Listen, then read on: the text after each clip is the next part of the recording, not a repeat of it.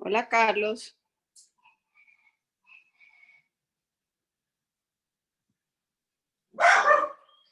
Hola a todos.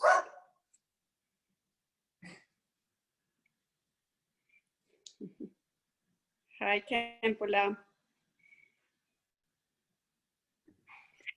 Muy buenos días. Good morning. Buenos días. Buenos días a todos.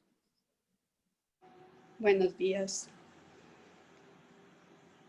So you can hear me? Rika? Yes. Oh, okay. So how's everything good? Yes. We are not in quarantine. Yeah. Yeah, but we have to take care of us because the virus is with us here. Yeah. Good morning. Hello, Khempo, how are you? Good morning. So this is better actually, right? Using the laptop. Yes. I can see some of you guys. Okay, so now let's discuss some Dharma.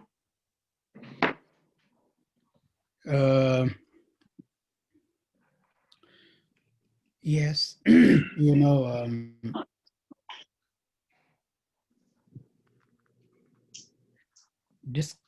discussion on Dharma is, I think, the most noble, most, yes, noble and pure, I guess. I'm just saying it because generally what we talk is very mundane thing, right? I'm just saying something very general. Whatever we, let's say, discuss, talk, are really mundane, but not mundane in terms of bad or negative, actually. Like we can talk about coronavirus, I guess nowadays that is the hot topic, but that's not really a negative thing to talk. Or you can talk about, recessions, the downfall of the economic. That's also not a negative thing. All these things that we talk about life and all that, those are mundane talks. But then there is Buddha Dharma, right? Buddha Dharma. So what I'm trying to say is that it's very different, these two, in their quality. It's very different, actually. So that's why, the Buddha's teachings, the Dharma, is very helpful because, because one reason, because Buddha Dharma is pure. So it helps us to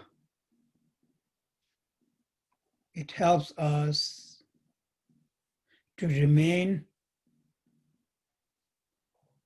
let's say, more pure. Correct? I think so. It means when our mind is involved and when our mind is thinking, on Dharma or about Dharma, then it has to be positive. Because Dharma in general is, in its nature, it's positive. It's virtues, actually, positive, virtues, and pure. Always pure. Dharma cannot be not pure at all. So that's why I actually brought it up, that even just like us, discussing about Dharma for an hour or so is actually so useful. What I'm trying to say is that we're not really trying to get enlightened in 1 hour or 2 hours, correct? Actually, as far as I'm concerned, I think I said this before. I don't really think from enlightenment point of view, almost never. But of course, I try to think from Dharma point of view. I'm not thinking that, I'm going to become enlightenment in some years' time. Those kind of almost never occur to me. But what occurs to me is that, I want this Dharma, I want to remain with this Dharma because I find it very beneficial. I find it very soothing for me. How? Because all the mundane thoughts that I have,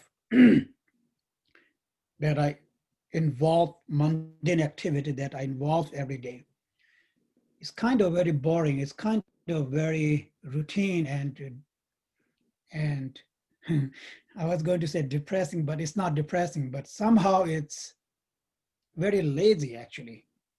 Instead of depressing, I'm using the word very lazy.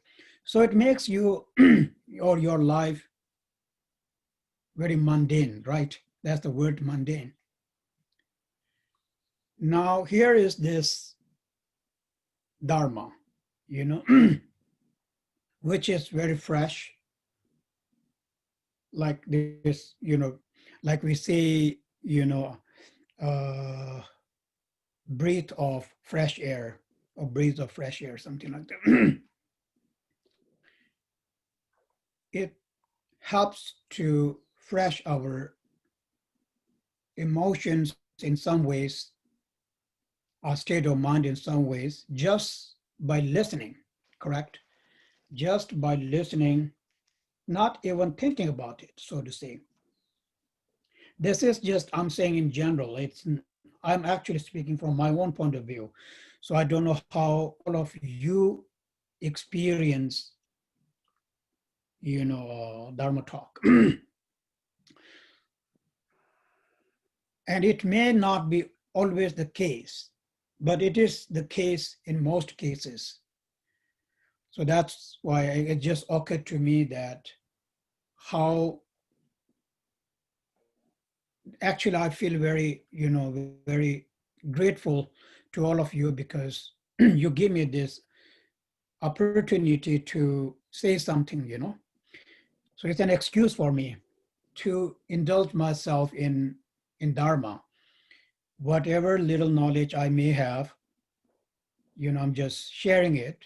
By sharing it, all of you help me to, to recollect the Dharma over and over again. So I benefit a lot from that, actually.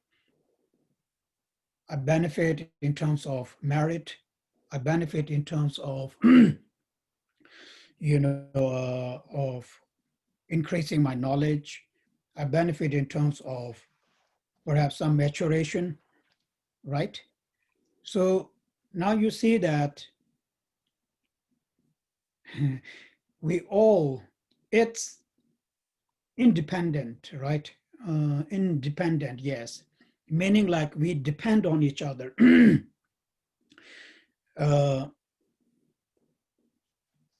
You guys are helping me. At the same time, you also receive some help from me.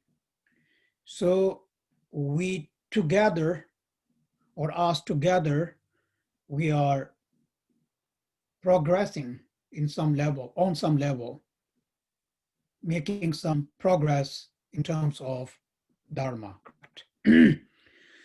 So right here, we are actually receiving lots of benefit, correct? So what I'm saying that generally, first we study, learn, and then we, do many, many years of retreat, and then in the end, there's Buddha. So we have this very routine thing. You think now is not the time, now is, not time for becoming Buddha. So that's why I said earlier, we become Buddha step by step, correct? We become Buddha every day, so to speak. A very tiny Buddha, a very tiny Buddha, and very tiny Buddha. And Buddha meaning all the knowledge, wisdom, and whatever is there. So if something goes into my head, there is your Buddha, right? Sometimes you notice it, sometimes you don't notice it. But nevertheless, there was that Buddha. So perhaps every time we receive teaching, most of us, in that very moment, there is the glimpses of our own Buddha, so to speak, or we are,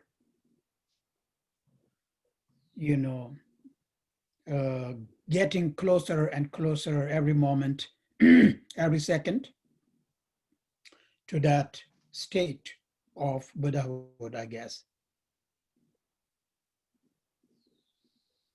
So, yeah, so my point is, it's,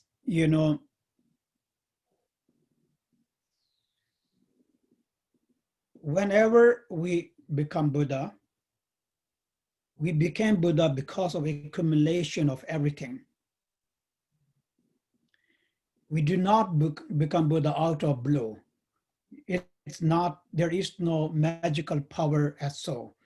It's not like one day out of the blue, you just turn up Buddha, actually. That's why this word we have, right? Kalpas and kalpas, kalpas and kalpas, meaning a very long time.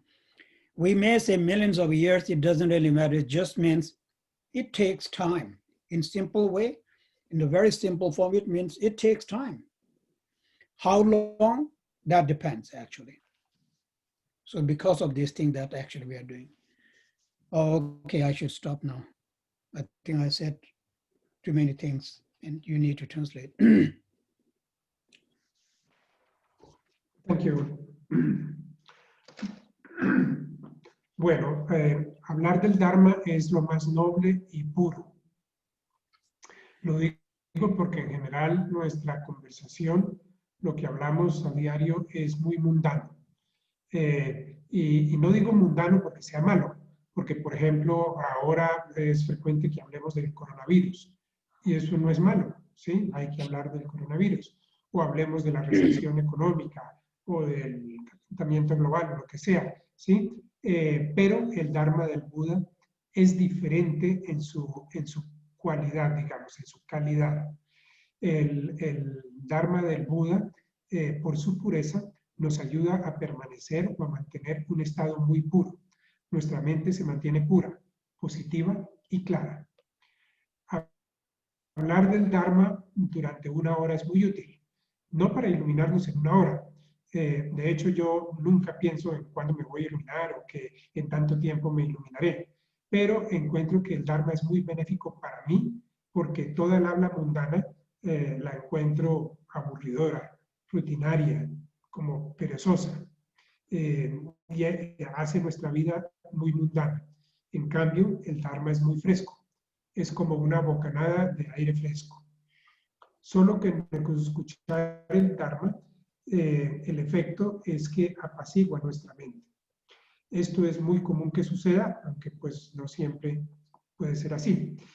Yo en este momento estoy agradecido con todos ustedes porque me permiten compartir el poco conocimiento que yo tengo y me obliga a recordar, a estudiar, y esto me beneficia, ¿sí?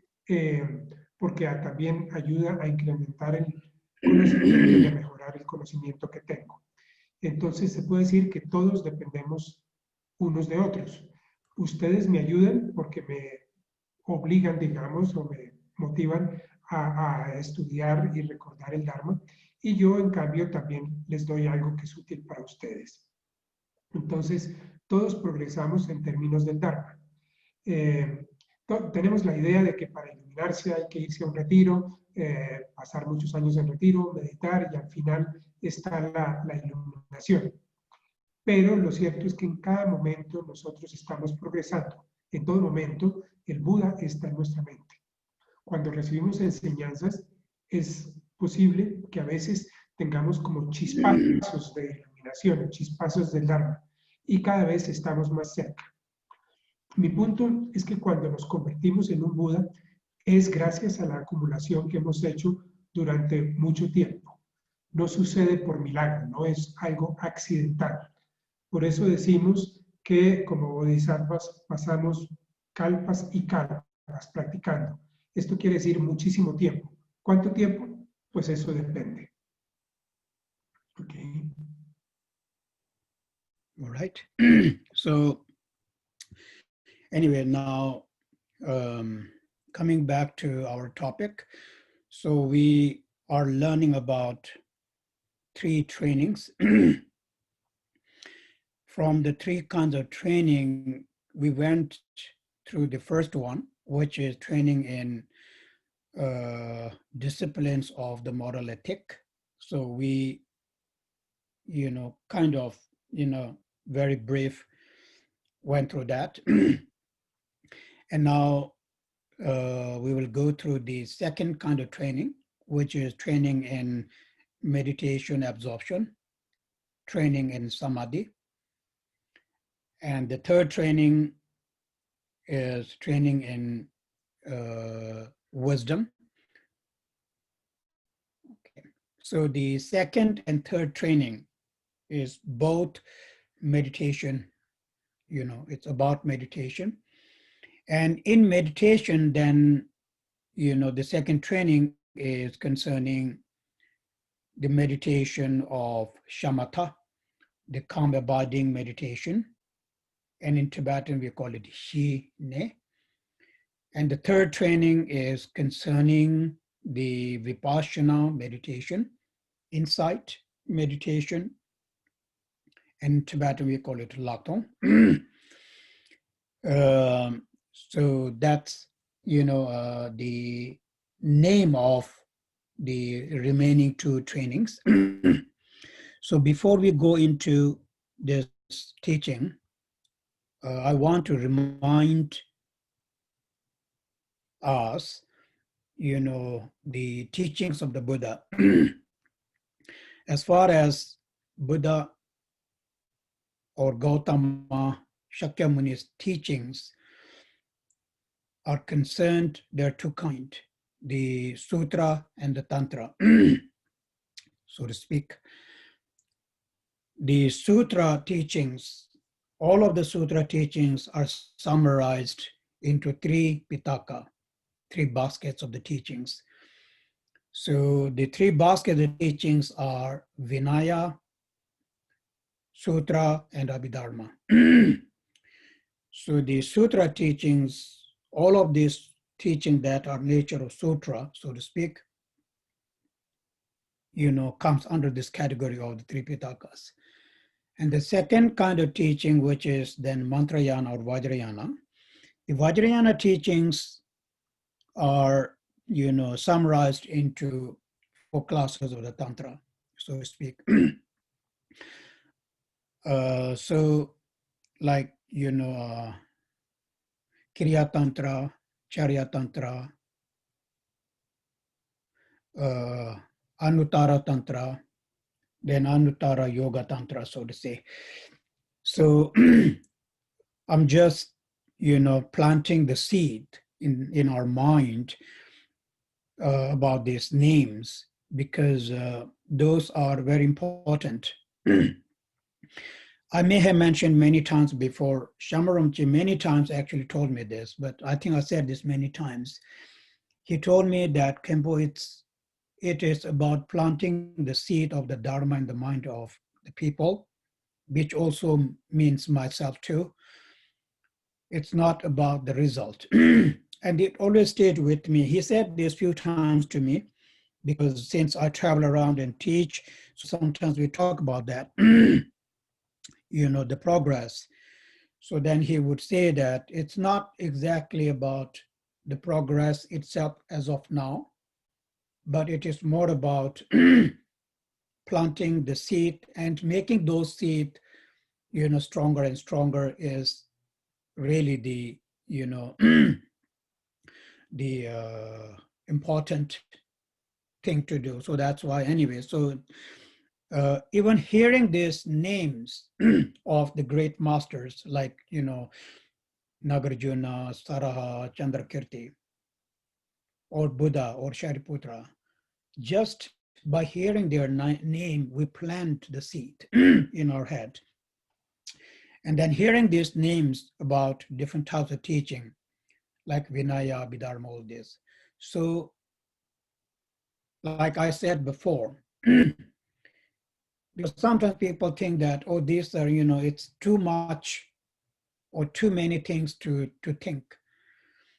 And I understand that, from ordinary point of view, but from the point of view of Dharma, like I said before, it's not about becoming, or it's not about understanding each and everything actually at all. Again, I'm saying same thing, I'm referring to what I said. It's really about listening very attentively. When I listen to this word, and then when I try not to miss even a single word, then that is the best way of planting every single seed without missing in my mind. And I have it all.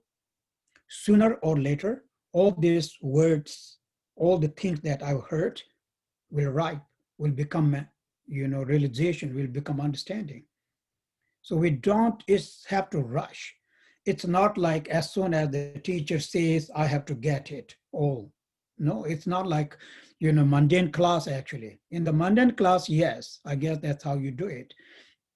But it's not like this. Anyway, so I'm coming back to, that's why I'm actually saying all these other things about Buddha Dharma, Sutra, Tantra, and anyway, so now coming back to this topic, as far as the body of the teachings are concerned, then there are the sutras in the form of Tripitaka, Tantra in the form of 4 Tantra classes, correct? Those are the teachings.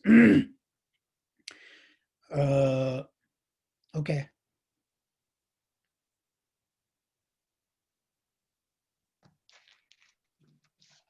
Bueno, entonces volviendo a nuestro tema, los 3 entrenamientos. El primero se trataba sobre la disciplina moral o la ética, ya lo estudiamos. El segundo tiene que ver con la meditación o la absorción meditativa en el samadhi. Y el tercero tiene que ver con la sabiduría. El segundo y el tercero son sobre meditación, digamos. Entonces el segundo se refiere a la meditación Shiné o Shamatha o calma mental. Y el tercero se refiere a la meditación Vipassana o Lacton o la meditación de la visión penetrante. ¿Sí? Pero antes de eso, recordando las enseñanzas del Buda, podemos decir que se pueden dividir entre sutras y tantras. Y pues dentro de... Está el Tripitaka, y el Tripitaka incluye el Sutra, el Tantra y el Vinaya. Y por el otro lado están los Tantras con las 4 clases de Tantras: el Kriya Tantra, el Charya Tantra, el Yoga Tantra y el Anuttara Yoga Tantra. Cuando yo conversaba con Shama Rinpoche, él me decía, Khempo, no se preocupe por el resultado. Lo importante es sembrar las semillas, ¿sí? Eso es lo que estamos haciendo ahora, sembrar las semillas y manteniéndolas adecuadamente para que en algún momento produzcan el resultado. Pero no hay afán. Aún oír los nombres de los grandes maestros como Nagarjuna o Shariputra o Kashyapa, eso siembra semillas en nuestra mente. Algunos de ustedes pensarán que esto es mucha información, pero pues no se trata de entenderlo o recordarlo todo en este momento. Se trata de oír muy atentamente sin perder una sola palabra. Y tarde o temprano, entonces, lo comprenderemos. Pero no hay afán. Esto lo hace diferente, digamos, a una clase mundana en la que queremos salir de la clase con todo entendido perfectamente bien. Eso es diferente. Entonces, volvamos. Está el Tripitaka, donde, en el que están sutras, y también están las 4 clases de Tantra. Okay. So, yes.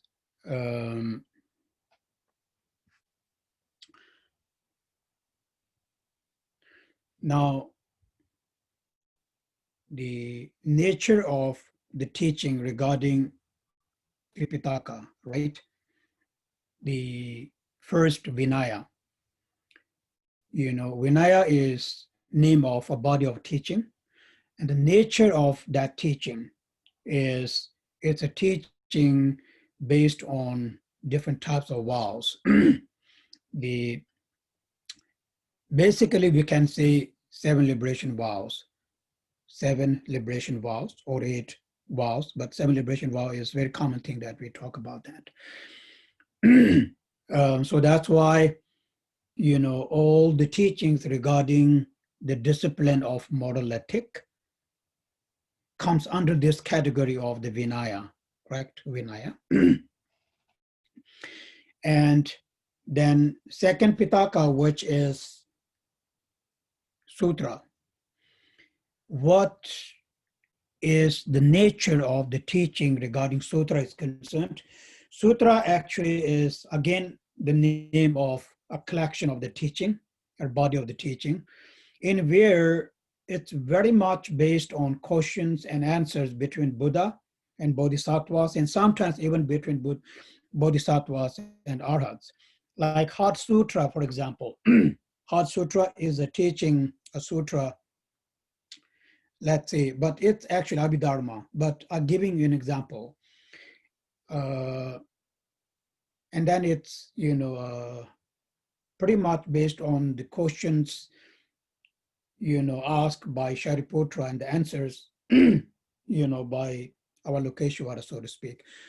Okay, even though it is, from the Tripitaka point of view, we can say, oh, Heart Sutra belongs to the Abhidharma, but that's actually very much the nature of it.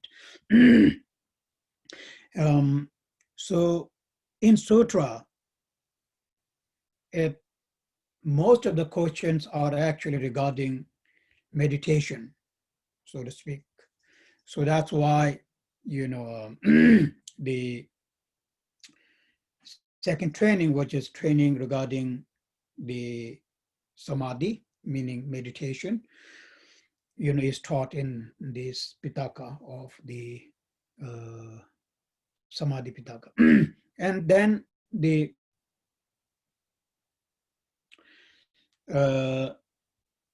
teaching of third, Pitaka, which is Abhidharma.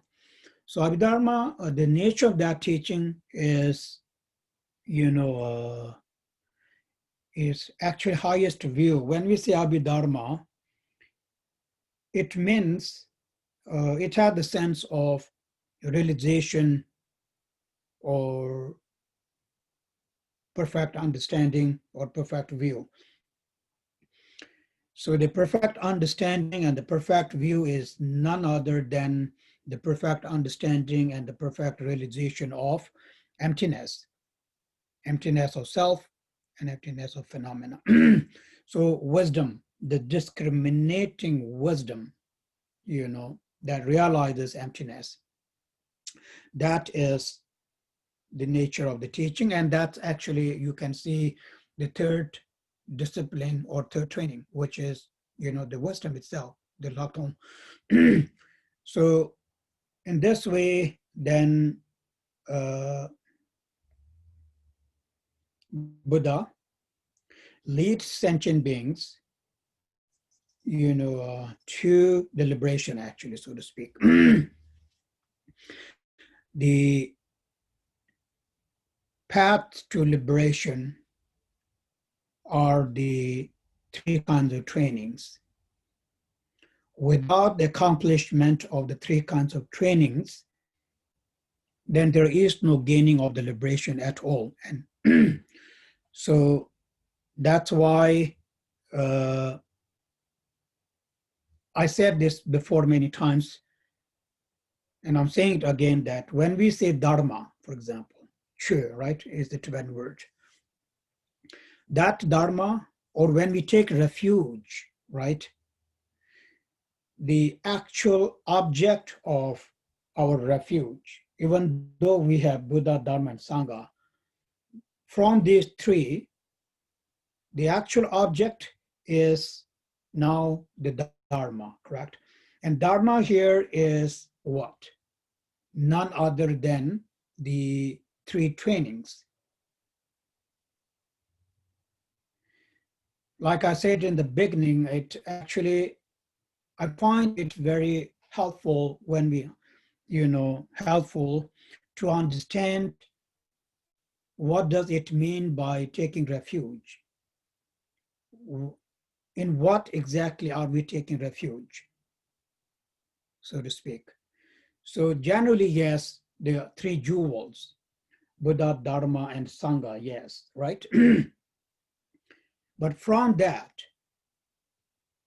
then the realization of the Buddhas, the realization of the Sangha as in Bodhisattva Sanghas, those realization, those knowledge, those wisdom are what? Are the object of, are the Dharma actually. And that's what we are trying to understand, we are trying to realize. So our actual object of refuge is the Dharma, Dharma as in Tripitakas. Not Tripitaka, but three trainings. I'm repeating again a little bit. I actually wanted to remind all of you, when I remind this again and again, then like I said before, it triggers the memories, what we have been learning, so it triggers those memory back.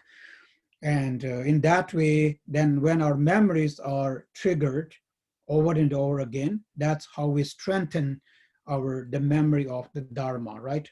Memory of the wisdom of learning, or wisdom, in this case, wisdom of learning, yes, wisdom of hearing. So that's very helpful for all of us, for me and for all of us. We really want to strengthen, the habitual tendencies, the memory, the impressions of the teachings that we have heard, because that really will become the source of our own inner experience, the source of our own inner, realization and understanding, not the person. Once when we hear it, then it is up to me how I, manage those teachings that I've heard. So when I manage them in a very profound way, when I strengthen them by reflecting, that's the growth. That's how we gain the growth in our understanding, in our realization. Here, whenever I say realization, I'm not referring to emptiness. The realization of the meaning of the word and meaning of the meaning, that. So that's how we will progress. So I'm just trying to share or tell, let us know that how we are actually really, benefiting and how we are on the path. We are all on the path. So it depends, actually, right? I can say all. When I say all, that means if we are doing what I'm saying, if I'm doing what I'm saying, right, then yes, we are on the path and there is a progress. But if we are not doing any of these things, then perhaps we are not really taking refuge. So taking refuge is same as being on the path.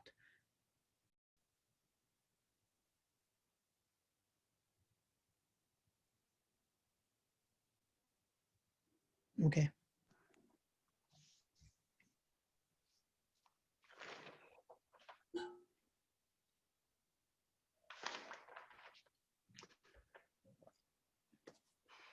I don't remember where we stopped the last time.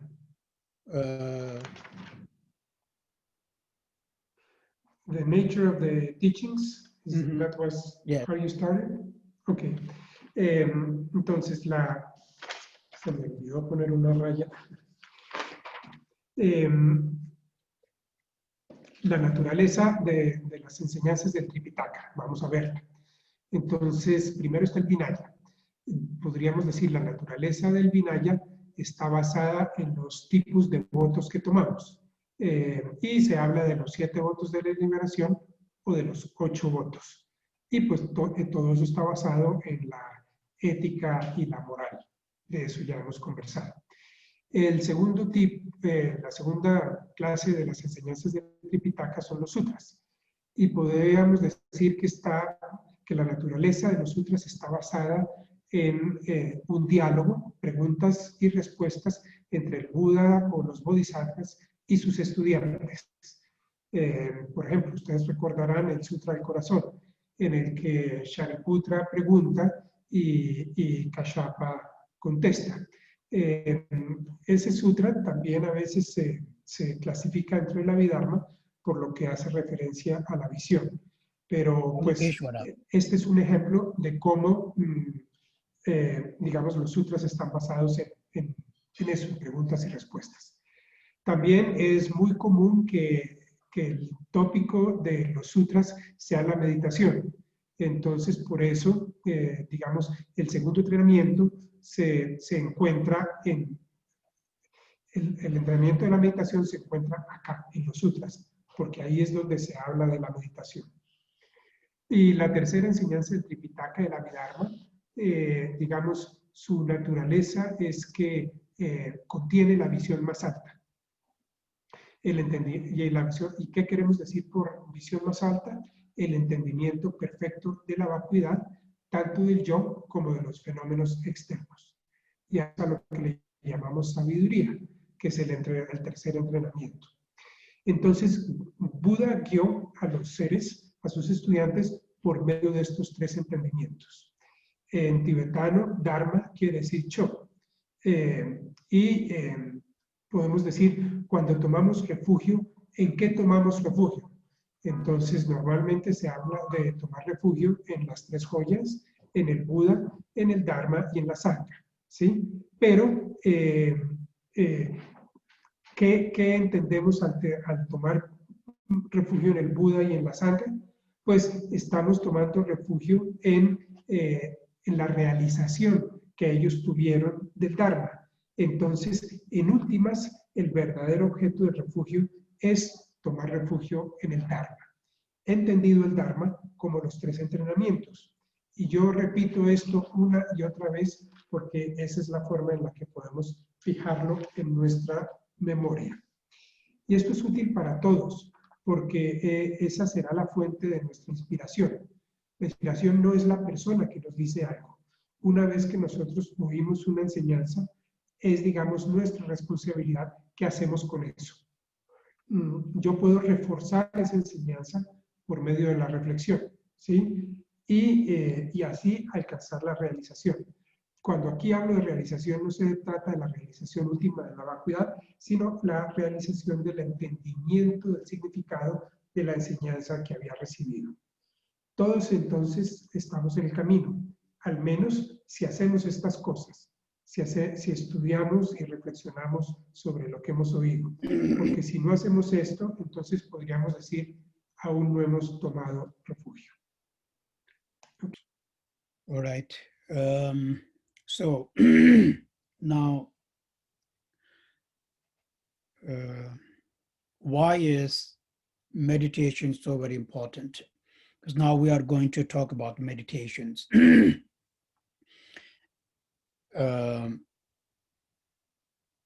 Okay. You know,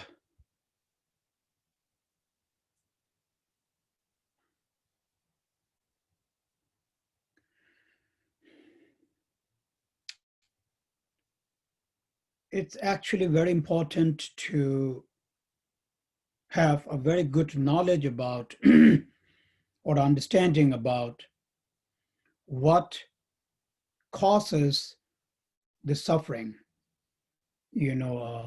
of sentient beings. If there would be no suffering, then there would be no need for liberation.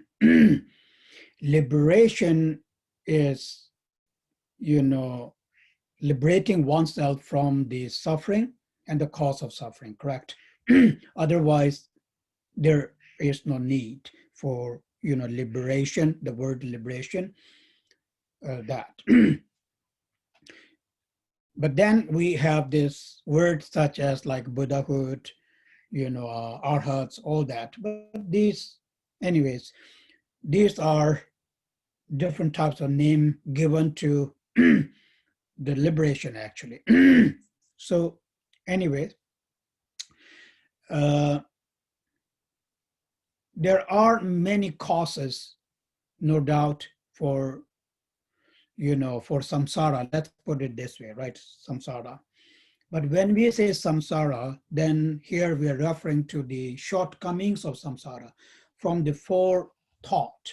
Then this is regarding the shortcomings of samsara or fault of samsara.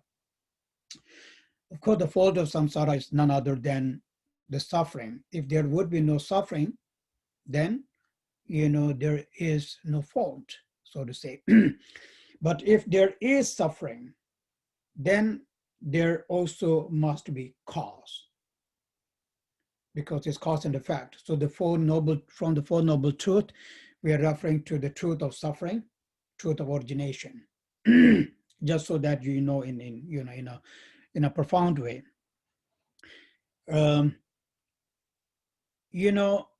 Buddha could have said anything, correct? When he first gave teaching in Varanasi, he could have said the best thing in the world. I don't know what is that, but the very first word Buddha used is suffering. And people would wonder why he's talking about suffering. Like the very first word Buddha said, right, is,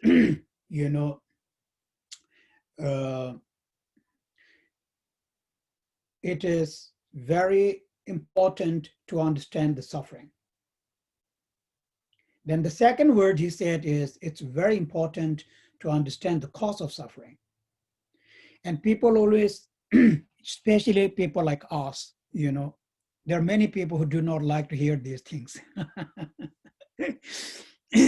They like to hear many fancy things, I guess, They're like, what's the point of, talking this suffering? So it's like, this is not even Buddha's teaching.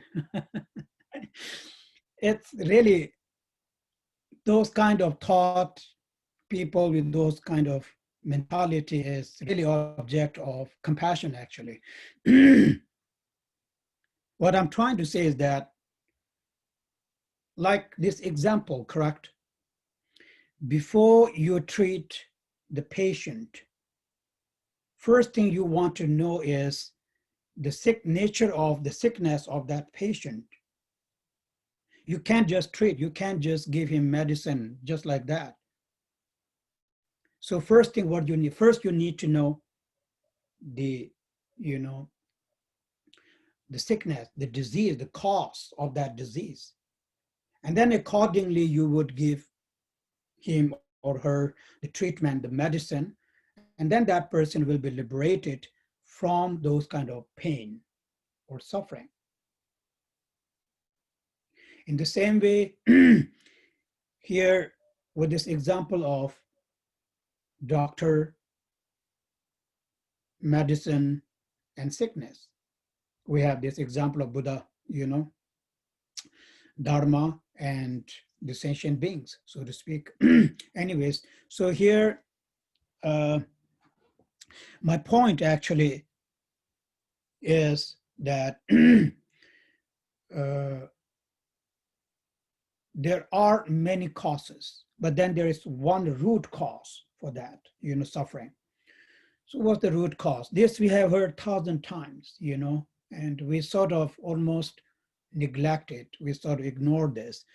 So the root cause of the suffering is really the notion of self, really the notion of, me, the self-clinging. That's very much the root of all. From the root of ego clinging, then it produces all of the emotions that we have. Emotions are by nature suffering. Anger by nature is suffering. Ignorance by nature is suffering. Attachment by nature is suffering. Pride by nature is suffering. Jealousy by nature are suffering. So they are suffering. They bring suffering, but they are by nature suffering. And then these emotions, when we involve ourselves in these emotions, what do? They create what we call as karma, of the body and speech, so to speak. So in this way, then there is this cycle of three things: the ego clinging, the emotions, the karma. So then it becomes, then you can even think of how the 12 links of dependent origination is started or is born. If you go more deeper, then if you want to sit down and meditate, then it will become very clear to you the 12 links of dependent origination, actually, so to speak. If I want to stop that, if I want to stop the process or the cycle of, karma, cycle of emotion, cycle of ego, or cycle of 12 link, what do I need to do? I need to, eliminate the root of the cycles, so to speak. That's actually so, and then everything will stop. In the same way, so that, yes, so now,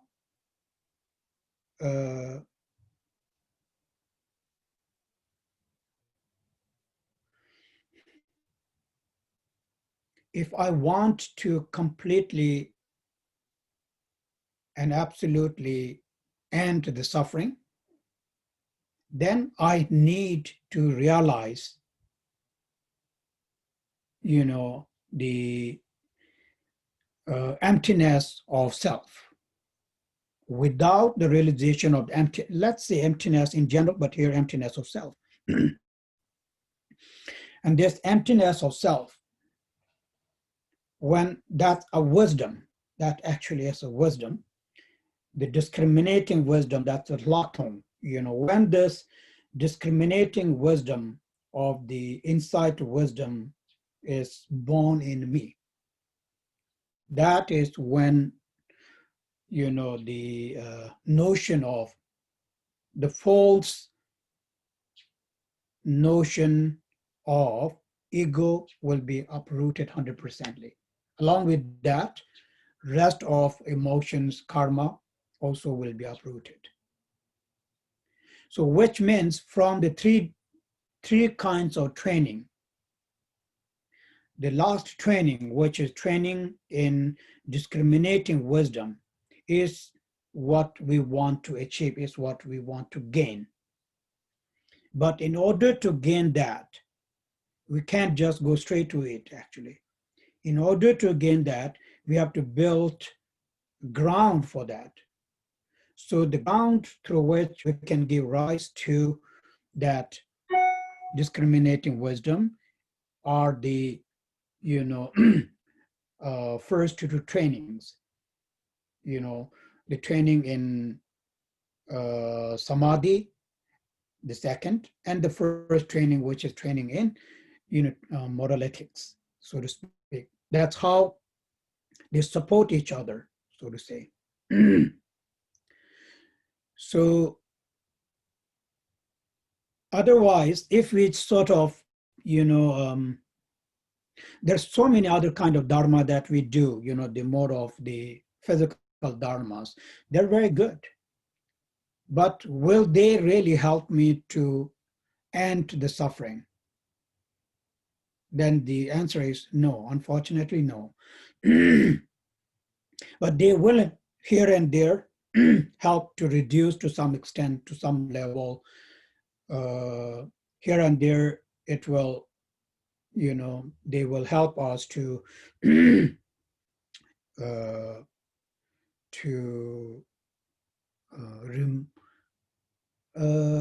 decrease the intensity of suffering, I guess, but you will not uproot it.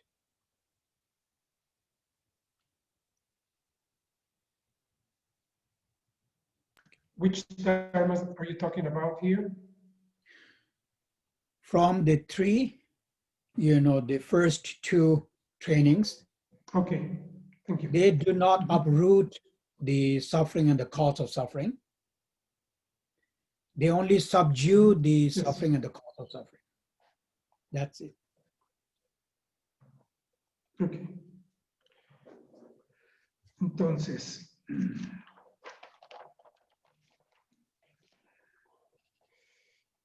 ¿por qué la meditación es importante? Es muy bueno tener entendimiento de qué es lo que causa el sufrimiento, porque si no hubiera sufrimiento, no habría necesidad de liberación. Pero queremos entender el sufrimiento para podernos liberarnos de él y de su causa, ¿sí? Hay muchas causas para el samsara, ¿sí? Esas las recordamos cuando practicamos los 4 pensamientos que dirigen nuestra mente hacia la iluminación. Pero aquí debemos pensar, si hay sufrimiento, tiene que existir una causa, porque todo es causa y efecto. Entonces ahí recordamos las 4 nobles verdades, ¿sí? El Buda, cuando se iluminó, cuando empezó a enseñar, digamos, cuando giró la rueda del Dharma por primera vez, pudo hablar de cualquier cosa, pudo haber dicho las cosas más lindas, pero la primera palabra que usó fue sufrimiento, ¿sí? Entonces algunas personas se preguntarán, pero ¿y por qué? ¿Por qué de todo lo que podía decir, lo primero que mencionó fue el sufrimiento? Y la razón es que es muy importante entender el sufrimiento. Luego de eso, habló de la causa del sufrimiento, ¿sí? Y hay gente a la que no le gusta oír esto. Preferirían oír cosas más lindas, más, qué sé yo, más positivas. Estas personas que piensan así son objeto de nuestra compasión, porque pues están digamos, nubladas por su confusión. Podemos hacer la comparación con un doctor. Para tratar a un paciente, el doctor primero necesita conocer cuál es la causa de los síntomas por los que está consultando el paciente, ¿sí? Así entonces determina cuál es la enfermedad y sabiendo cuál es la enfermedad, entonces es posible pasar a la curación, ¿sí? Entonces, pero primero hay que saber qué es lo que está causando ese sufrimiento. Ahora, en el budismo reconocemos que hay muchas causas para el sufrimiento, muchas, pero hay una causa raíz, y la causa raíz es esa noción que tenemos de un ego, de un yo, que produce un autoaferramiento. Entonces, esa causa raíz, esa noción de un ego, nos produce lo que conocemos como las 6 emociones, ¿sí? Y la naturaleza de las 6 emociones es sufrimiento. La ignorancia es sufrimiento, el apego es sufrimiento, la ira es sufrimiento, el orgullo es sufrimiento, los celos son sufrimiento, todos son sufrimiento. Entonces, las emociones producen karma a través del cuerpo y el habla. Y así entonces tenemos un ciclo de 3 instancias. Primero, el aferramiento al ego, que produce emociones, y esas emociones producen karma, y ese karma se vuelve a manifestar como otro ego. Eso está muy bien explicado en los 12 vínculos de originación dependiente. Entonces, si meditamos en estos 12 círculos, es probable que podamos ver muy claramente cómo se relacionan, cómo están interdependientes todos estos pasos.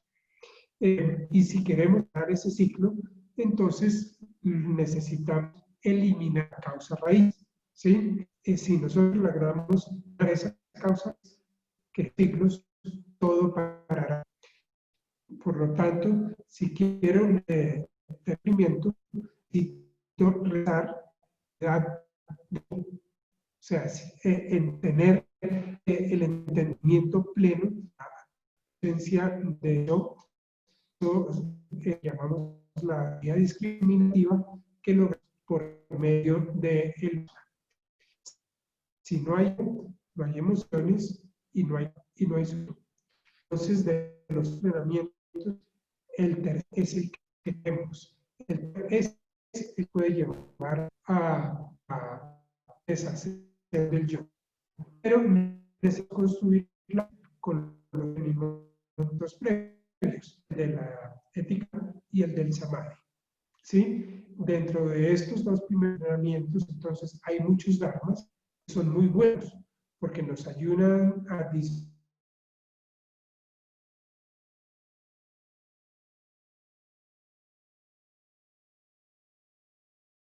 llevarán por sí mismos a eliminar el sufrimiento. ¿Sí? Nos pueden ayudar a sufrir, a reducir el sufrimiento, pero no a eliminarlo del todo. El único entrenamiento que nos puede llevar a eliminar por completo el sufrimiento es el tercer entrenamiento, el de la sabiduría. Ok.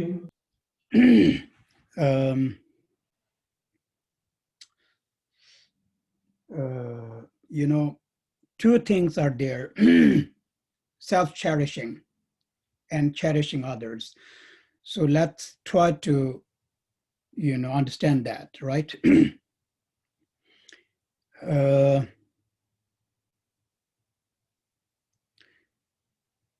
Because of our nature of self-cherishing. Self-cherishing is same as ego clinging. So I'm using, in Tibetan, we actually do say self-cherishing nature. When, so this self-cherishing nature is what refrains me or what stops me from experiencing cherishing others. So what does that mean is, in my understanding, it means this egoistic mind, which is because of self-cherishing attitude, stops me from giving rise to unconditional loving kindness and compassion, and as well as to bodhicitta. So why I lack generosity, why I lack patience, why I lack discipline, if I would ask myself, especially I think generosity and patience, correct? I don't have that quality. Why? Because I'm only thinking about myself. I'm being very selfish. I'm being selfish without knowing that I'm very selfish. I only think about my own well-being. I only think about my own happiness. I'm not really noticing, the harm that I bring to other people, so to speak. So because of this nature of self-cherishing, it becomes an obstacle, right? An obstacle to experience this really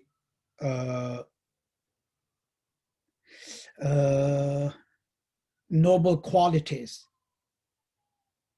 of loving kindness, compassion, generosity, patience, also discipline. In short, perhaps we can say all the 6 paramitas, but I don't want you to, think these paramitas are some kind of number.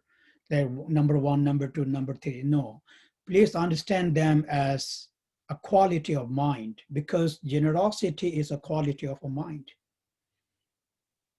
Then discipline, right, is a quality of a mind. It has nothing to do with the body, actually. And then, of course, patience and all this, the remaining are quality of the mind. Now, how good is the quality of generosity in me? How good is the quality of discipline in me? How good is the quality of patience in me? When I think of that, then I find out I do have those, but the qualities of all of my these qualities are actually very mundane, very ordinary. So which means it's not really noble. The only reason for that is because of my this notion or my this attitude of self-cherishing. So that's why the attitude, mental attitude of cherishing oneself and not cherishing other becomes an obstacle for development of all these qualities. Let's say 6 paramitas, right? Again, not the number, but the qualities. But as soon as I, to some extent, start developing this mental attitude of cherishing others as well, in that very moment, these qualities of the generosity, mental qualities of generosity, discipline, patience will grow just like that. So why it happened now? Why it didn't happen before? Because now I am, also experiencing this mental attitude of cherishing other people, So which means I'm becoming somehow a little bit selfless. I'm not, completely selfless, but I am actually now starting to become more and more selfless, and thereby developing this attitude of cherishing the other people. Correct? So my point actually, we say emptiness, so therefore I was trying not to use the emptiness. I'm actually trying to say that when we really do our best to be a little bit more selfless, that is when we experience these qualities that already exist in us becomes more noble and more noble and more noble, right? The more selfless, the more noble it becomes. The more pure, noble meaning more pure and more pure and more pure. So, so that's why, the word called realization, I earlier said emptiness. So instead of emptiness, I'm just saying that there are ways to, get to that point. So that way to get to that point of actual realization of emptiness is, is losing as much as one can the mental attitude of self-cherishing and focusing on developing the mental attitude of cherishing others. That is the starting point. It's a little bit like what we call as Laktong practice, right? But I said it in a different way. No. The practice of, what's that? Tonglen. Carlos, Tonglen practice, right? A little bit. Anyways, so that's.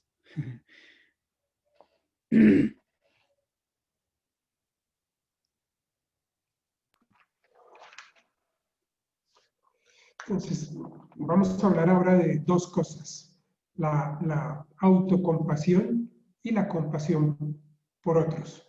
En tibetano, cuando hablamos de autocompasión, hablamos del aferramiento al ego, ¿sí? Y entonces la autocompasión es la causa que obstaculiza nuestra compasión por los demás, ¿sí? La autocompasión me limita en el amor bondadoso, en la compasión ilimitada que yo pueda tener por todos los seres sensibles. O sea, me limita el desarrollo de la bodhicitta relativa. Por causa de la autocompasión, entonces no tengo generosidad y no tengo paciencia con los demás porque estoy enfocado en mí mismo, ¿sí? Soy egoísta sin darme cuenta. Solamente me preocupa mi bienestar y así no me doy cuenta del daño que puedo estar haciendo a otras personas. Entonces es un obstáculo para experimentar las cualidades nobles de la compasión, la generosidad, el amor bondadoso, etcétera, de las 6 paramitas. Pero aquí las 6 paramitas no las debemos entender simplemente como números, la primera, la segunda, la tercera, sino como cualidades de la mente, ¿sí? Entonces, ¿qué tan buena es cada una de estas 6 paramitas? Porque ya tenemos todas estas. Todos tenemos algo de generosidad, algo de ética, algo de paciencia, pero la tenemos con una calidad mundana, digamos, limitada por nuestra autocompasión. No es la generosidad o la paciencia noble de un ser realizado. Todo esto está causado por mi autocompasión. Entonces debemos entender la autocompasión como un obstáculo, ¿sí? En cambio, si yo logro desarrollar la bodhicitta, las cualidades de esas 6 paramitas, digamos, crecen automáticamente. Me convierto en alguien que tiene desprendimiento de su ego, ¿sí? Cada vez tenemos menos ego. Y por medio de rebajar nuestro aferramiento al ego, entonces nos volvemos en seres más nobles y más puros. Hay diferentes formas de realizar esa vacuidad del ego, ¿sí? Pero una de ellas, pero pues digamos, todas pasan por dejar el autoaferramiento y crecer en la compasión por los demás. Y uno de los métodos más directos o específicos para lograr esto es la práctica del Tonglen, de dar y recibir. Okay.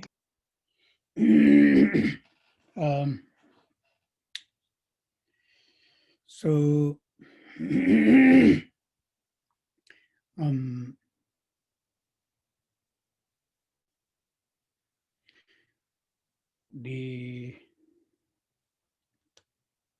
okay. Now,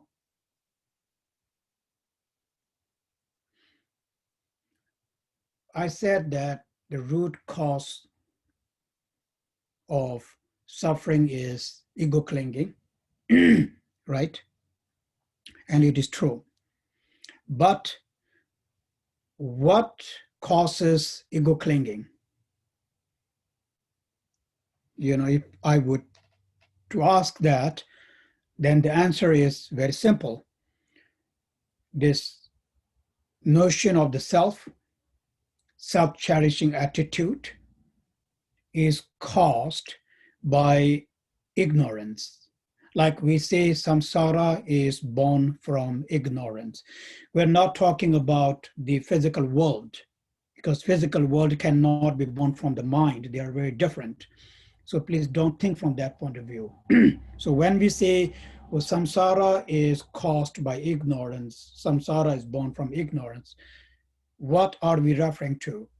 We are referring to, all the emotions, all the suffering, actually all the feelings and emotions, all of the feelings and emotion that sentient beings go through. Where are they born from? So they are born from ego clinging, but where is ego clinging born from? Then the ego clinging is born from ignorance. Lack of, what does ignorance mean? Ignorance means lacking the realization about the truth. Simply because we do not have the understanding of the truth about mind, truth about its existence, truth about its nature, and truth about phenomena in general. We lack that, realization, we lack that understanding because of the ignorance. So, so then it actually sits very well. So then what are we supposed to do? How can I remove the ignorance? If I would to ask that, then again, the answer is very simple. You have to generate the opposite mind, correct? What is the opposite mind of ignorance? Wisdom. You have to generate the wisdom. It's very simple. Here, when we say wisdom, then we are referring to, the vipassana. We are referring to the discriminating wisdoms of the noble beings, of the sublime beings. Because only the discriminating wisdoms of the sublime beings can see the truth, the ultimate truth, correct? Or truth, the ultimate truth. So, and ultimate truth, wisdom of the sublime beings, vipassana are synonymous. The realization of emptiness, they are all synonymous. It actually means the complete realization of the truth about the mind, or truth about phenomenon, the ultimate nature. So, therefore, I brought it up because I think this is very, very important for us, actually. Not like, for the ultimate thing, but also in our everyday life. For example, I may be wrong, but this is from my own point of view, most of the suffering, more of like the mental suffering that we have is really because of confusion that we do not know.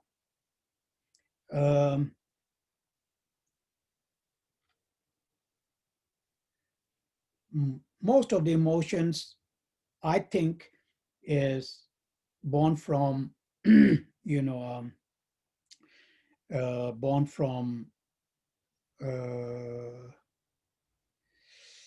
born from ignorance, for as far as we are concerned. So that's, so when we,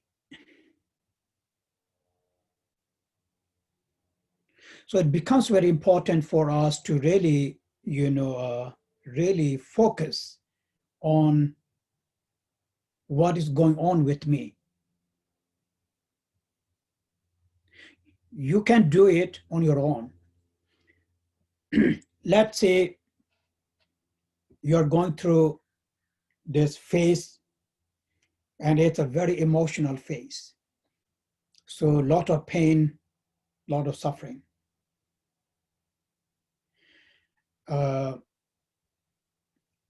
because of that emotional state of the mind, we tend to, go more deeper into those emotions by focusing on those emotions. Or what I meant to say that by negatively, when I focus, and if I focus negatively on these things, of course it will become more negative, meaning it will only and only intensify those emotions. Am I right? But when I try to focus on those emotions, let's say from, positive point of view, or from a positive perspective, not positive in terms of thinking they are good, not that actually, not thinking, oh, this is a good thing, karma is going, no, not that, not from that positive. What I meant is, it's a negative way of thinking and there's a positive way of thinking, right? Here, it's about how I,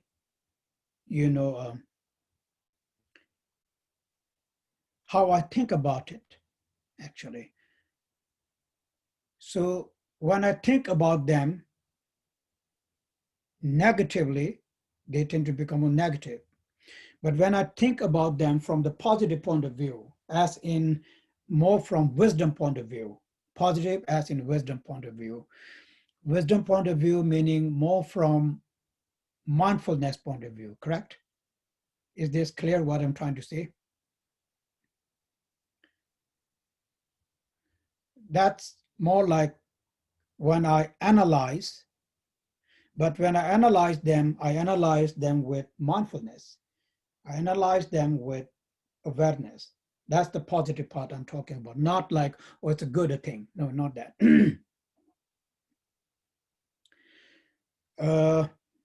Then the mindfulness, the awareness, quality, since they are, they have the characteristics of the wisdom, so it really helps our mind to, to understand that the situation more properly. It helps us to understand my state of the mind more profoundly. So then these qualities, they, tend to remove any kind of confusion that may be there in my state of the mind.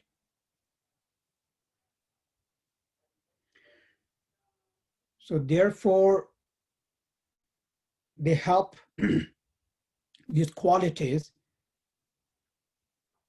Now, this is wisdom, but wisdom more in the form of awareness, form of mindfulness.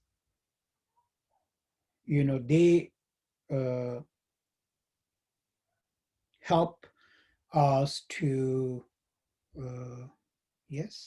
to rise above those confusions, misconceptions, and then that emotion that was so very kind of solid, was so very intense, is no longer actually intense, so to say. Of course, what I'm, explaining right now and trying to explain right now is very relative. It's not really the ultimate wisdom, that. But nonetheless, I brought it up because I thought maybe we can use that, these methods to work with our mind, to work with our emotion. My point is, we don't have to wait until we become a bodhisattva to end the suffering, correct?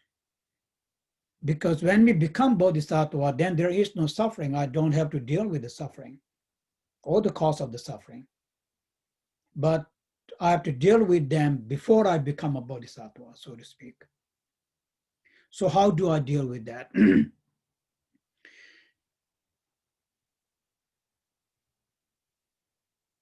So yes, that's why again, when we deal them with the Dharma, let's say, with all this Dharma, so mindfulness, awareness, all these are Dharma, Dharma, so to speak. Then they really help to lift our mind. But when we deal them with the mundane method, then we get stuck. Like I said in the beginning, I think in the beginning I was talking about this mundane and all that. So, well, there are, ignorance, there are confusions, and this confusion, this ignorance, they really, really are the root of our emotions and everything, okay? And on the other hand, there is that mindfulness, there is that awareness, let's say, the wisdom, but wisdom in the form of mindfulness and awareness.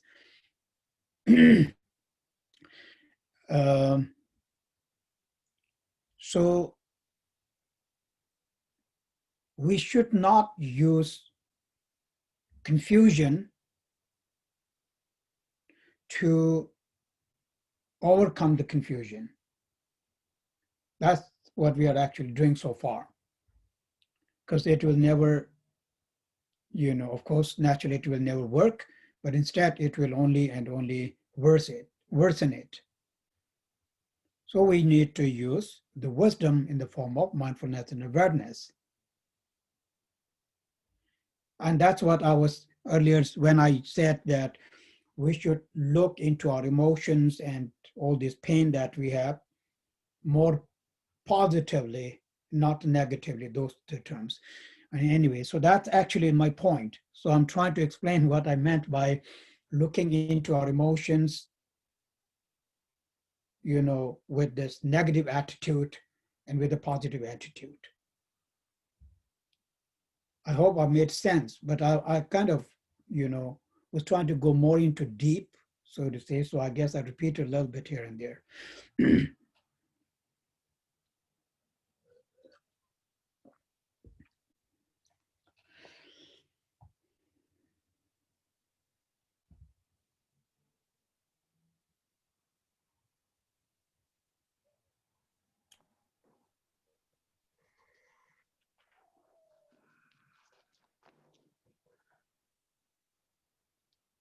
Entonces,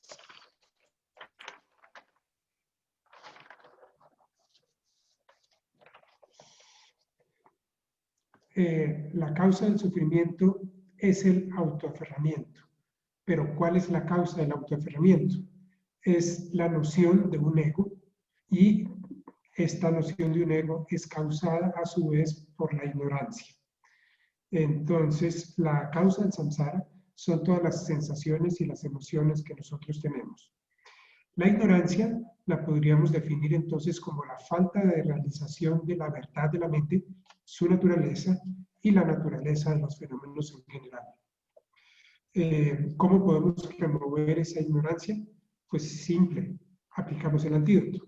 Y el antídoto a la ignorancia es la sabiduría. Y esa sabiduría se logra por medio de la meditación vipassana, que nos otorga, digamos, la sabiduría discriminativa que nos permite ver la verdad última de los fenómenos. Entonces, vacuidad, verdad última de los fenómenos, sabiduría, todos estos son pues sinónimos. Esto también es importante entenderlo porque nos permite, digamos, aplicarlo en nuestra vida diaria. Por ejemplo, la mayoría, yo creo que la mayoría de nuestro sufrimiento es causado por la confusión. Las emociones nacen de la ignorancia y por eso es importante preguntarnos qué está sucediendo con nosotros, tratar de ver esas emociones, ¿sí? Y esas emociones, entonces, por ejemplo, supongamos que estamos en una fase difícil en nuestra vida, una fase en la que estamos teniendo muchas emociones, muy emotiva. Entonces, si nosotros nos enfocamos en las emociones, esa misma emoción se profundiza, se intensifica, ¿sí? Entonces, eso es lo que llamamos pensar negativamente sobre las emociones, o sea, enfocarnos en la emoción en sí que la multiplica, la profundiza. En cambio, podríamos preguntarnos, ¿y cómo puedo pensar en las emociones de una forma positiva? Y esto lo podemos hacer por medio de la conciencia, ¿sí? Porque la conciencia entonces nos permite entender la situación y el estado mental que tenemos más claramente. Y permite entonces eliminar la confusión que está creando esa situación, que está creando esa emoción. Entonces, la emoción ya no es tan intensa, ¿sí? Se le reduce el grado de intensidad de la emoción. Esto obviamente es desde el punto de vista relativo, no desde el punto de vista último. Entonces, no nos va a llevar a liberarnos de la emoción totalmente, pero sí es útil rebajarle su intensidad. Ahora, no tenemos que esperar a convertirnos en un bodhisattva para trabajar con las emociones. De hecho, pues un bodhisattva ya no tiene emociones.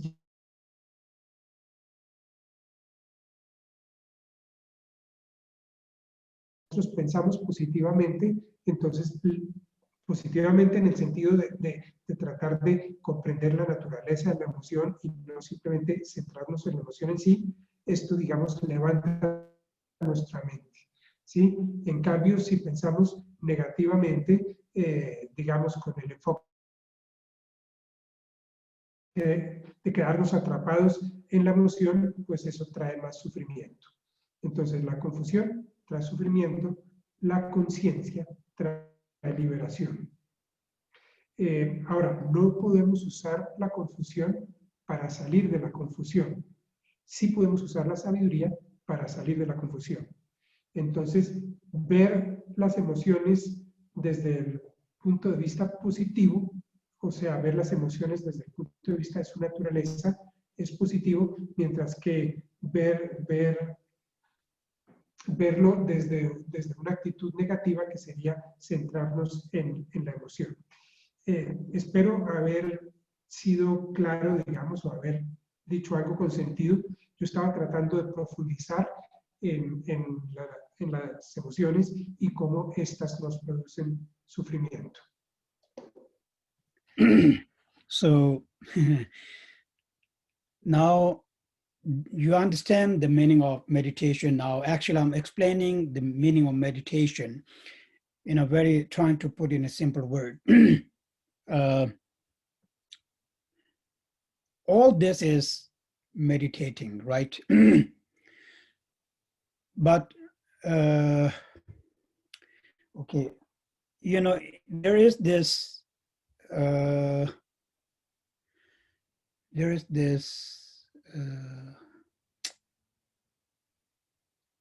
not confusion, but, you know,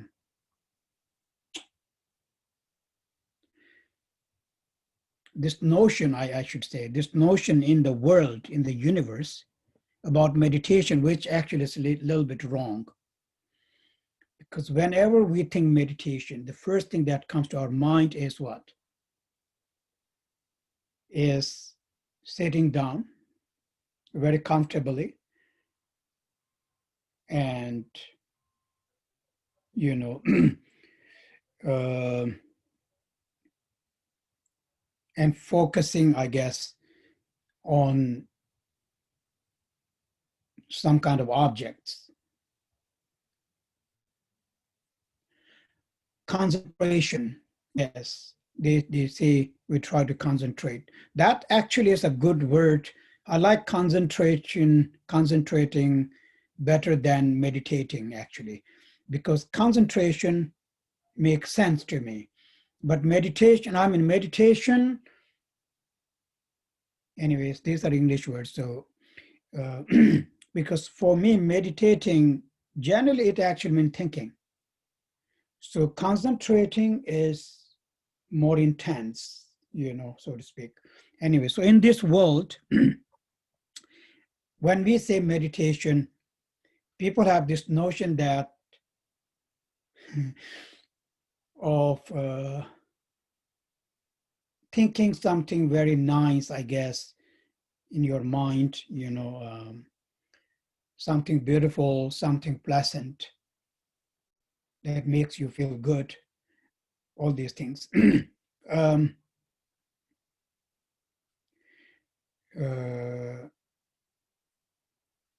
yes, and I don't really, maybe I'm wrong, but I don't really think that generally in the world, especially I guess in the Western world, not the Buddhists, but the Western in general who are not Buddhist, they never speak about of, the methods of working with the emotions through meditation, actually, so to say. So therefore, the notion of meditation is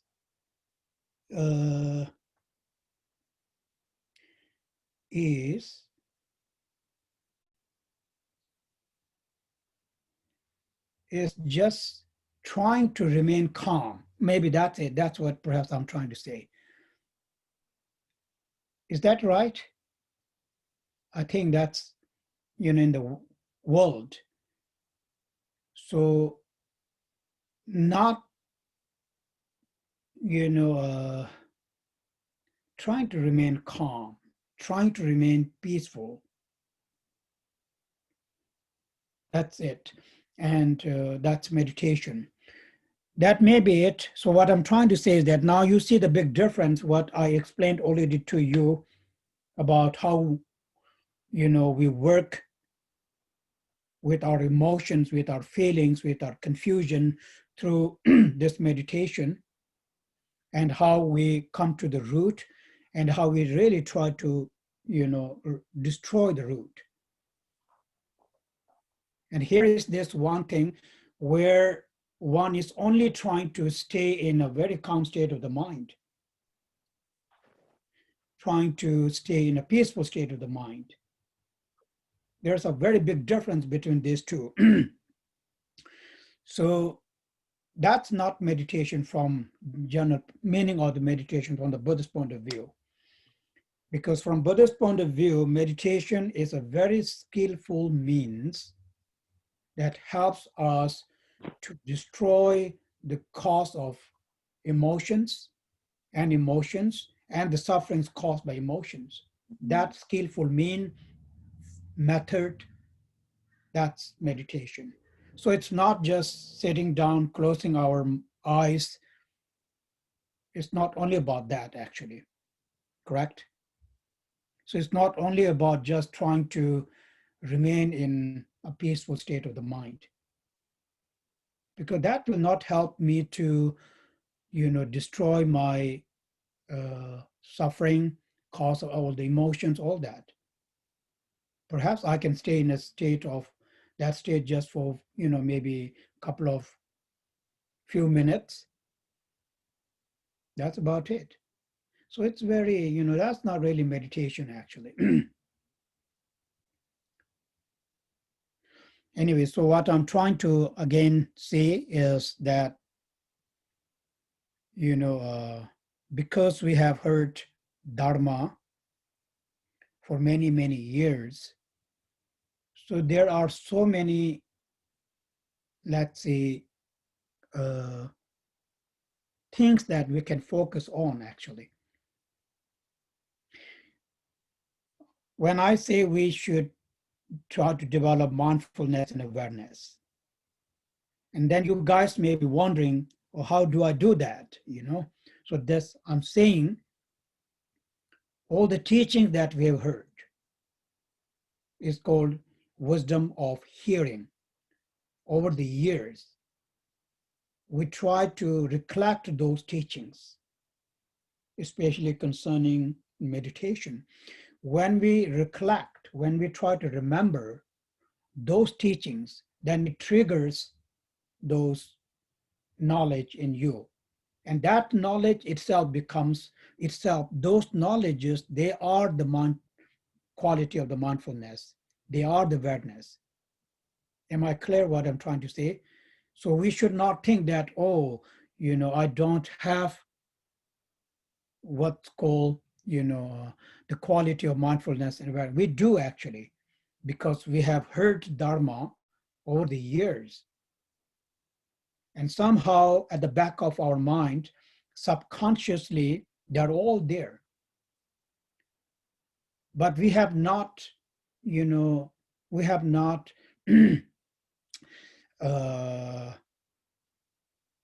used them very much, those memories. We are just letting them sit there. That's actually our fault. We should not just let our memories of the Dharma memories, especially these meditation memories, which is at the back of our mind, sleeping there. We should wake them up by over and over again trying to remember those teachings. Then they just come back. So please do that. Read the books, meditation books, and also in general, whenever you have time, then try to remember those, moments of the teachings. And that is what is going to help us the most. So therefore, there is no need to always be with a lama in a very physical way, actually, correct? What can they do? All they can say is the same thing again, like Buddha, Shantideva says that. Shantideva and Buddha and many other actually have said that, right? Shantideva says, reading my book is same as meeting me in person. What else I'm going to say? He says, I have nothing else to say than what I already said in these teachings. Same with the Buddha. Same with all the teachings, Saraha, all that. If you read a book from Saraha, it is as if like you have heard it straight from him. Really, this is the truth. So please read those books. Fortunately, we have more books nowadays available. So maybe you want to buy those books, and read them. These books are, Dharma books should be put into shrine, okay? Because that is Buddha Dharma from the three jewel. Please don't ignore the value of the books, because actually teaching is more important than the Buddha himself, correct? But then we are thinking vice versa. We keep all the Buddha images all up and we do all the offering. But then when it comes to the book, we just throw them, on the floor and something like that. Now you imagine, it's like throwing Buddha's heart, onto the floor. That actually is quite disrespectful, no? I'm not saying in a traditional way, it's actually the truth. So therefore, like three things must be in the shrine, right? The body, speech, and the mind of the Buddha, for example. Well, that's what we need. So what's the speech? All the kanjur tenjur, we call it, meaning all the Buddha's teachings, whether they are in the form of Tibetan or whether they're in the form of English or any other language. These are the Buddha's teachings. Anyway, I just remembered that, so I came to this because really Dharma is, those teachings are the only ones that can really, really bring this positive change in me, transformation in me, and make me Buddha, right? Not the Buddha himself. So why we are not valuing those, thinking it's just a book. It's not just a book. If we thought, oh, it's just a paper book, then that's wrong. That's what I'm saying. Like when we take refuge, we say those things, correct? Anyway, that's my thinking, and it's individual has its own thinking. So I'm just sharing my thoughts. Of course, I cannot force any of you to do anything. It's your own individual view. But that's my understanding of the Buddha, Dharma, and Sangha. So I'm just sharing. Okay, I think I'm going to stop here for today, and we'll do some question and answers.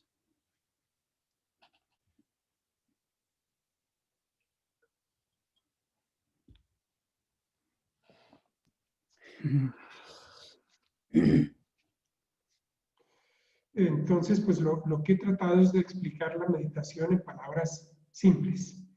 Pero todo esto que estamos haciendo es meditación, porque esto nos ayuda a liberarnos de la confusión. La noción mundana de la meditación está muy equivocada, está muy mal, ¿sí? En Occidente o en el mundo en general, meditación se entiende como sentarnos muy confortables, enfocarnos en algún objeto y concentrarnos, ¿sí? Pero, bueno, me gusta la palabra concentración mejor que meditación, porque cuando se menciona la palabra meditación, la gente piensa que meditar es pensar en algo y ojalá pensar en algo muy, muy bonito, muy placentero para hacernos sentir mejor. Pero esto es diferente de la concentración que buscamos en el budismo. ¿Sí? No creo que en Occidente, cuando hablen de meditación, están hablando de los métodos que nos pueden eliminar las emociones de manera definitiva, ¿sí? Ellos hablan más bien de una forma para tratar de permanecer en calma, ¿sí? De permanecer en paz durante unos minutos. Esto es muy diferente a la meditación budista, que su objetivo la hacemos para destruir las causas de las emociones, destruir la ilusión del yo. Entonces, lo que hacen en Occidente de meditar por unos pocos minutos pensando en algo bonito, pues eso no es meditación. Cuando digo desarrollar conciencia, ¿cómo puedo lograr mayor conciencia? Por medio del oír y reflexionar y recordar las enseñanzas que hemos recibido. Porque las enseñanzas entonces incitan la conciencia, ¿sí? ¿Esto está claro para ustedes? Nosotros ya tenemos las cualidades de claridad y de compasión en nuestra mente, porque llevamos años oyendo el Dharma. Lo que nos falta es hacer uso de ellas. Debemos tratar de recordarlas. Entonces, por favor, lean libros sobre la meditación, y si tienen tiempo, pues traten de recordar las enseñanzas.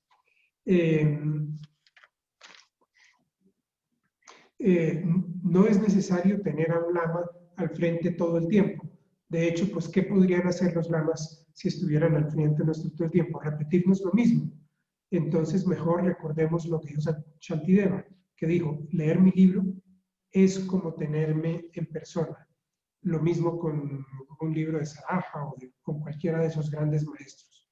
Y afortunadamente ahora hay muchos libros disponibles, pero pues debemos ser cuidadosos con ellos. Debemos poner un libro en nuestro altar, ¿sí? Y debemos nunca despreciarlos. El Dharma es más importante que el Buda, porque el Dharma es lo que nos puede liberar de nuestro sufrimiento, ¿sí? Entonces, pues no hay que tirarlos al piso o dejarlos por ahí tirados sin ninguna importancia. En un altar deben estar representados el cuerpo, el habla y la mente del Buda. El cuerpo se representa con la estatua del Buda. El habla se representa con las enseñanzas del Buda, que son los libros. Entonces debemos tener un libro del Dharma en nuestro altar. Y la mente se representa con una stupa. Ahora, las enseñanzas debemos entender que son preciosas porque tienen el poder de transformarnos. Entonces, un libro del Dharma no es solamente papel, sino que tiene el poder transformador. Al menos este es mi entendimiento de Buda, Dharma y Sangha. Por ahora entonces vamos a parar aquí, pero hay tiempo para responder algunas preguntas. I think there was already a question in the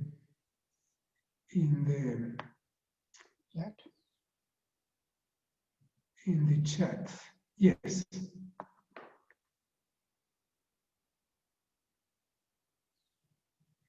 The question is, I understand that the first training is the ethical conduct. The second training is the samadhi, and the third is the wisdom. How does the training in samadhi take place? That's what we are talking about. So we'll discuss about that's what we are going to study. It's actually meditation, right? Yes, we're going to. So that's the topic we have. So we'll discuss about. That's what we are discussing right now. Sí, pues de esto es de lo que estamos hablando, de cómo se entrena en el samadhi. Este es el tópico del segundo entrenamiento, entonces lo vamos a estar desarrollando. Por ahora apenas estamos comenzando. Entonces vas a recibir respuesta más adelante, digamos. You know, one thing we need to remember, but that's a good question, actually. That's a good question. So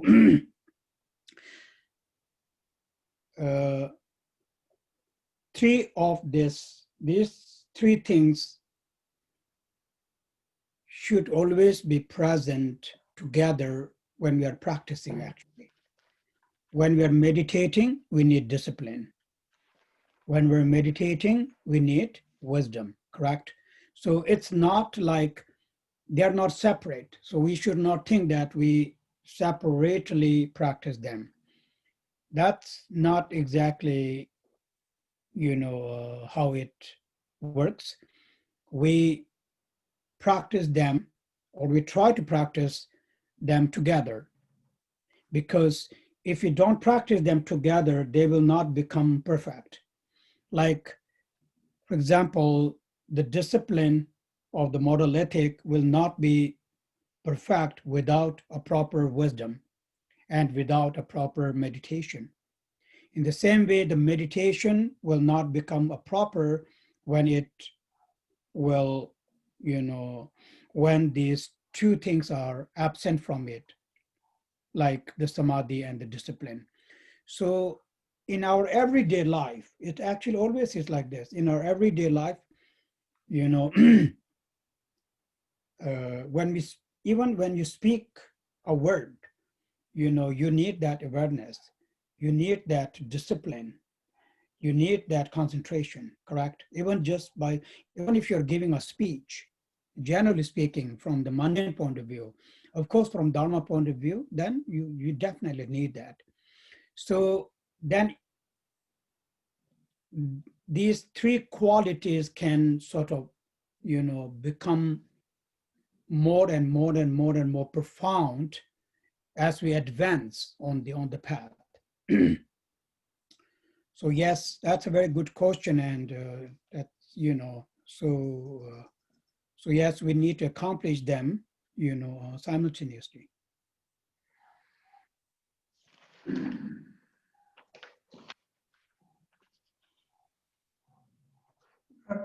Entonces, hay tres cualidades, digamos, que debemos siempre mantener juntas: la meditación, la disciplina y la sabiduría.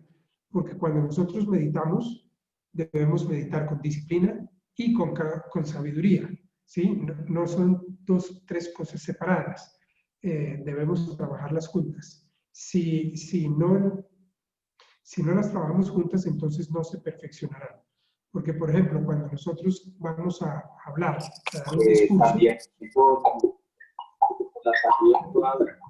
¿a alguien se le abrió el micrófono? accidentalmente. Por ejemplo, cuando vamos a hablar, a dar un discurso, para eso necesitamos tener disciplina y sabiduría. Pero para desarrollar sabiduría también necesitamos disciplina y meditación. Y para desarrollar la meditación necesitamos, sí, todas están interrelacionadas. Next question, which books do you recommend us to read as beginners?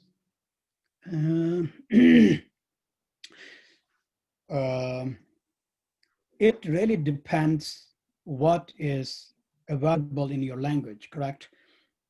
So I really don't know, I mean, because I don't speak Spanish, but also in English, I don't know, I know a few books that are available, but so it really depends. Perhaps you can tell because you know the language and more that. As far as the books are concerned, stick to simple teachings. Don't read yet, let's say, philosophy books, so to speak. Like, don't buy a Chandrakirti's book and try to understand it on your own. That's what I meant. But of course, it is one of the best books. But without a teacher, it's very hard to understand. The Madhyamika books, for example, or even Abhidharma for that matter. If you just bought an Abhidharma book and you try to understand, it's going to be very, very difficult. But then, for example, there are books on Four Noble Truth in a very simple format. There are books on mind training books. So those books, and there are many books on meditation, I guess, right? That. So, but don't buy any major philosophy book as of now.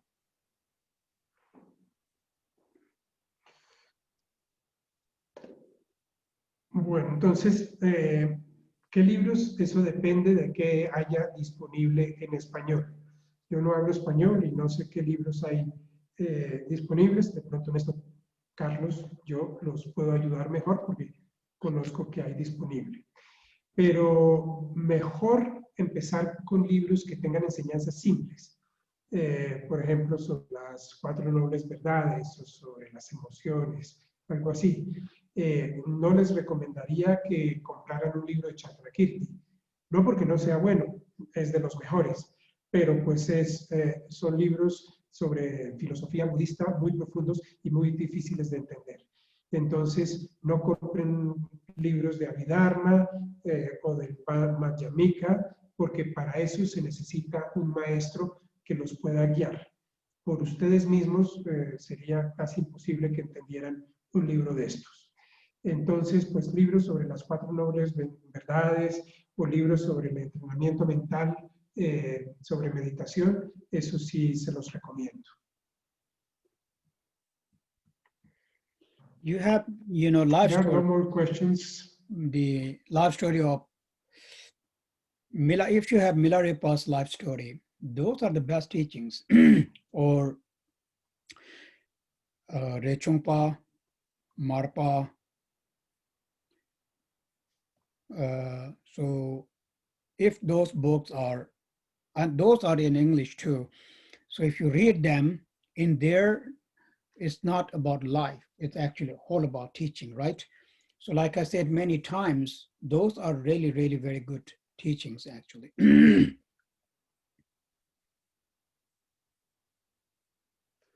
También existen, digamos, las historias de Milarepa, es excelente, o de Rechungpa, que era uno de los alumnos principales de Milarepa, o también de Marpa. Estas no son biografías en el sentido de datos históricos de las vidas de estos maestros, sino más bien enseñanzas del Dharma ejemplificadas por la vida de estos maestros. Entonces, esos son muy buenos también. Okay. So yes, so that's, morning. I was trying to explain a very general, meaning of meditation. But we have, of course, there is a very, uh, uh,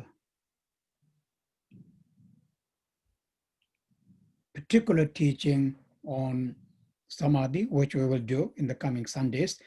But today I just was sharing more what does it really mean by meditation to the world? That's actually, perhaps that's what I was somewhat trying to differentiate the meaning of Buddhism from Buddhist point of view, and then from the, non-Buddhist point of view, so to say. Perhaps that's what I was trying to do. So like, it is said, and our teachers always say that in order to meditate, you have to have something to meditate upon. So what is it that, we need to meditate upon is concerned? That mainly refers to wisdom of hearing. So therefore, it means when you hear, you accumulate some knowledge. And those knowledge is the ground of your meditation, ground of your meditation here, meaning that's what you will reflect on actually. Correct?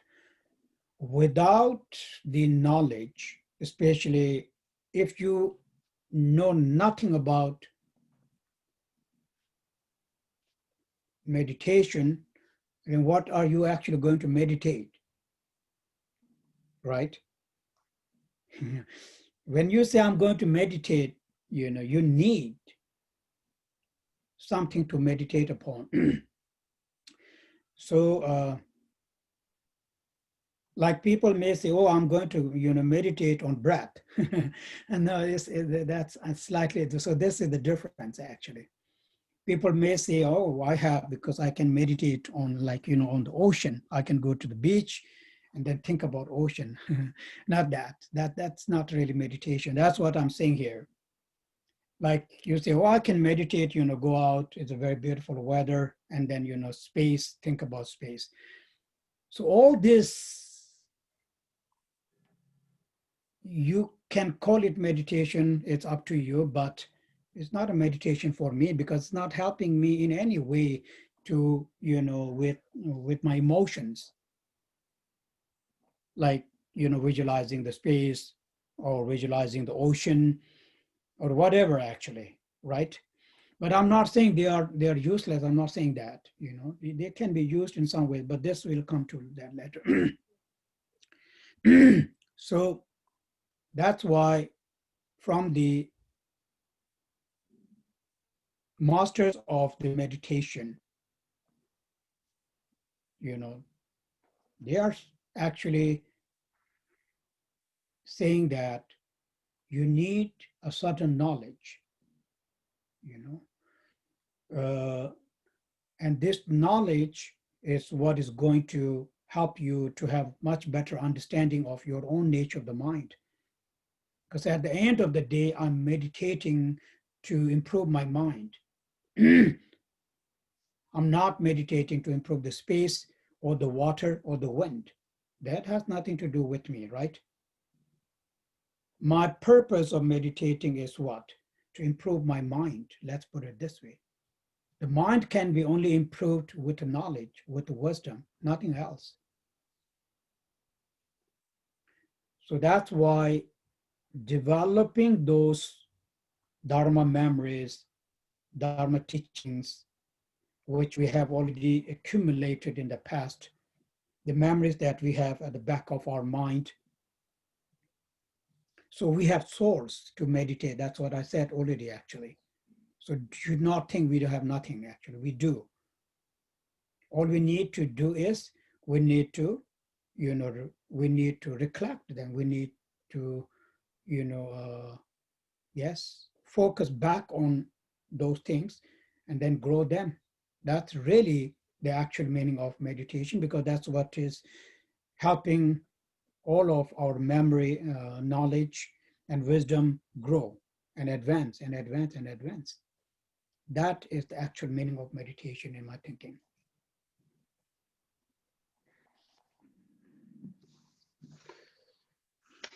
Entonces, explicando el significado de la meditación, perdón, hoy estaba tratando de explicar el significado de la meditación. Entraremos en detalle de cómo meditar, pero hoy traté de enfocarme más en la diferencia entre lo que se considera meditación en Occidente y la meditación budista. Muchos los maestros dicen que para meditar necesitamos un objeto de meditación, ¿sí? En nuestro caso, hablamos de la sabiduría del oír, porque por medio del oír, esto nos permite acumular conocimiento que después, por medio de la reflexión sobre este conocimiento, logramos la sabiduría. Si no tuviéramos una noción de qué es la meditación, ¿cómo podríamos meditar? Sería sentarnos, digamos, a no hacer nada, ¿sí?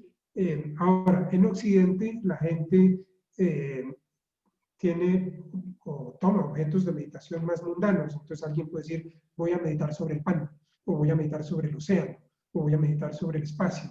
Pero pues eso para mí no es meditación, o al menos no es meditación budista. No quiere decir que sean inservibles, no, yo no estoy diciendo eso. Pueden tener su beneficio, pero no el beneficio que buscamos con la meditación budista, que es erradicar el sufrimiento. Entonces, para meditar nosotros necesitamos cierto conocimiento, porque mi propósito es mejorar mi mente, nada más. Pero nosotros ya tenemos ese conocimiento, solamente tenemos que recordarlo, ¿sí? Recordar el Dharma, que entonces se convertirá en nuestra fuente para la meditación. Okay. So, we're done. So please, read Dharma as much as you can. Study Dharma, learn Dharma, practice Dharma. That is practicing the Dharma, actually. And I have no doubt that one will really, really, experience a lot of, let's say, progress, lots of growth in oneself. So yes. Again, just to remind you, it is not about understanding everything, because it is not possible to understand everything. It's not possible to know everything. But it's about really reading them and yes, reading them, but read them completely. Yes, it's mainly about reading them. As you read, the more you read, the more you read, the more you read, the more you get. That's really the way to go, actually, way to practice Dharma. Otherwise, if our mind is empty, what are you going to practice? Please tell me. Empty vessel, I know it's okay, I'm not going to say, but anyways. So therefore, really, you need something correct in that. If my mind is empty, what can I gain out of that? Nothing. So I need to, fill that with all the knowledge, all the wisdom that I can get. The only way to do that is reading, of course, learning, reflecting, meditating, correct? Even if you read for 20, 30 minutes, let's say you have a book and you decide to read this book. Every day you read 15, 20 pages, it's going to take you what? Like half an hour, but you know, but then every day you are learning something. Even if you just learn one word, you know, that's a wisdom right there. Over the course of months and years, imagine how much knowledge you have gained. What does that mean? That means imagine how much confusion you have been able to remove from your mind.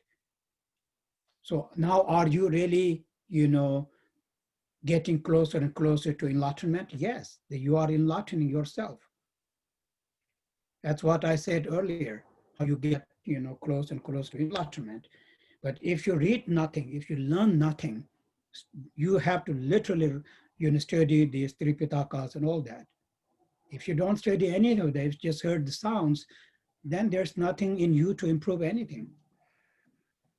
I'm just trying to express the importance of those things. You tell me what else is there to practice, really, what is the way to, you know, to develop, other than what I actually said. So please keep that in mind and try to